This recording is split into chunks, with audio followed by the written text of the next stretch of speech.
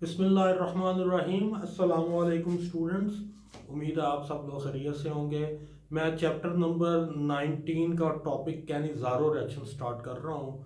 अगर आप हमारे चैनल पर नए आए हैं तो काइंडली इसे सब्सक्राइब कर लें, इसे शेयर भी करें अपने दोस्तों के साथ जो स्टूडेंट्स पढ़ना चाहते हैं।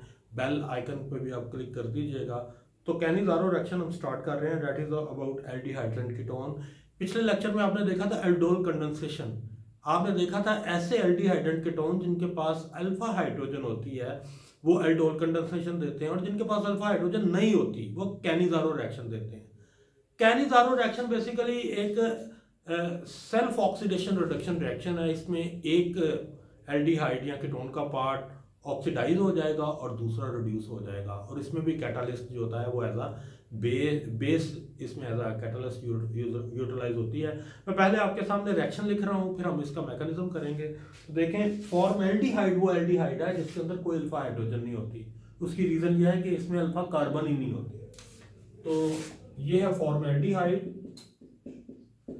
इसमें आप देख लें, ना कोई अल्फा कार्बन मौजूद है और ना ही कोई अल्फा हाइड्रोजन मौजूद है। अगर आप इसका रिएक्शन करवाएं विद सोडियम हाइड्रोक्साइड तो इसमें एक मॉलिक्यूल कन्वर्ट हो जाएगा अल्कोहल में, ये रिडक्शन हो रही है, और दूसरा मॉलिक्यूल कन्वर्ट हो जाएगा कार्बोक्सिलिक एसिड में, वो ऑक्सीडेशन हो रही है।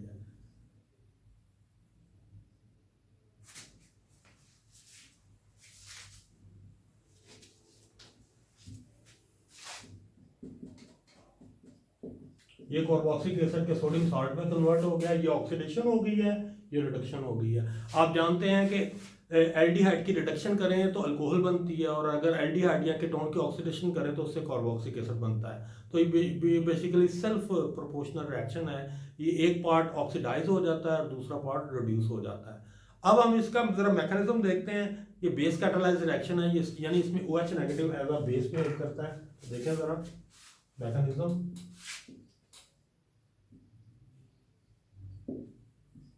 HC double bond OH plus OH negative, OH negative attack करेगा इस कार्बन के ऊपर।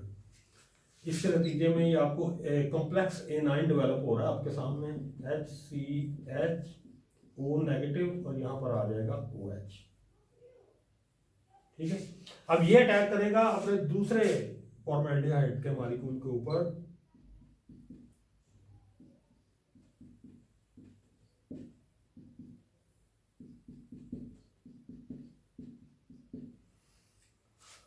अब ये AH चला जाता है इस कार्बन के पास, क्योंकि ये नेगेटिव चार्ज ऑक्सीजन के ऊपर है।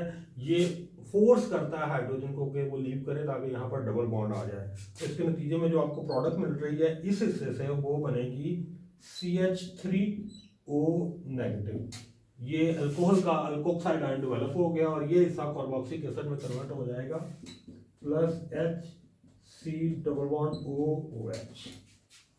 अब इसमें इसका अगर आप रिएक्शन करवाते हैं, ये हाइड्रोजन चली जाती है इस ऑक्सीजन के पास, तो इससे कार्बोक्सिलेट आयन डेवलप हो जाएगा। तो देखें जरा, CH3O negative plus HC double bond OH। इसके नतीजे में बनता है ये, एक तो अल्कोहल बन गई है, ये प्रोटॉन मैंने मूव कर दिया है कार्बोक्सिलिक ग्रुप से इधर मिथॉक्साइड आयन को, और उसके नतीजे में बनता है HC double bond O negative. अब ये कंपाउंड जो फॉर्मेट आयन बना है, कार्बोक्सिलेट आयन बना है, ये NaOH पर अटैक करता है और बेस को रीजनरेट कर देता है जो हमने रिएक्शन के स्टार्ट पे ली थी। तो वो आयन देखें जरा,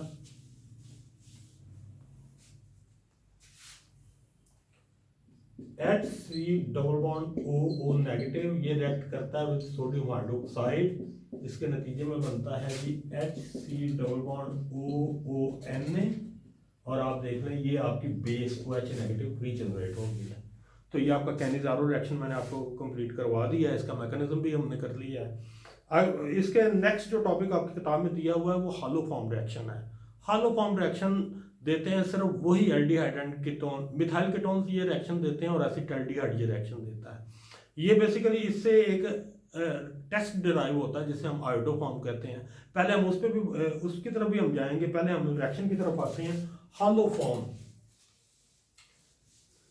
हालो फॉर्म जो बनते हैं ये ज़ाहिर है इसमें हाइड्रोजन मौजूद होती है, तो इससे बनते हैं आयोडोफॉर्म, क्लोरोफॉर्म और ब्रोमोफॉर्म। ये तीनों प्रोडक्ट इससे डेवलप होती हैं। पहले आप रिएक्शन देखें ज़रा। RC≡OCH3 प्लस 3X2 और साथ है 4NaOH। इसके नतीजे में बनता है CH3 plus RC≡OONA plus 3NaX plus 3 water. अब ये जो प्रोडक्ट आपके पास बनी है इसे हम कहते हैं हालो फॉर्म। ये हालो फॉर्म रिएक्शन है।